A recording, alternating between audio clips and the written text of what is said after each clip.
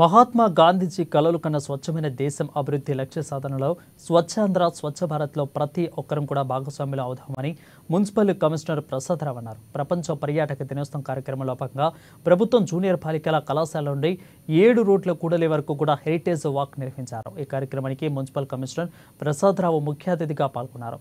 కేంద్ర ప్రభుత్వం 10 సంవత్సరాల క్రితమే స్వచ్ఛ భారత్ కార్యక్రమంలో ప్రవేశపెట్టిందని, తద్వారా ప్రజల్లో పారిశుద్ధ్యంపై మంచి అవగాహన కలిగిందని అన్నారు. తన ఇంటితో పాటు పరిసరాలు కూడా పరిశుభ్రంగా ఉంచుకునేలా బాధ్యత ప్రతి ఒక్కరు తీసుకోవాలని అన్నారు. వాళ్ళు అలాగే నగరపాలక సంస్థ మరి ఈ కాలేజ్ అందరూ కలిసి సంయుక్తంగా ఈ హెరిటేజ్ వాక్ని కూడా ఈరోజు మనం చేయబోతున్నాం. ప్రతి విద్యార్థి కూడా మీరు మన బిహేవియరల్ చేంజెస్ రావాలి.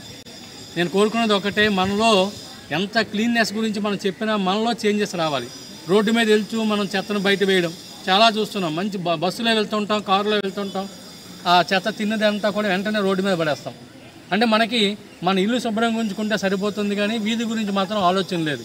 సో మనం ఉండే ఇల్లుతో పాటు మన చుట్టూ ఉండే పరిసరాలను కూడా క్లీన్ చేసుకోవాల్సిన బాధ్యత మన అందరిదే ఉంది.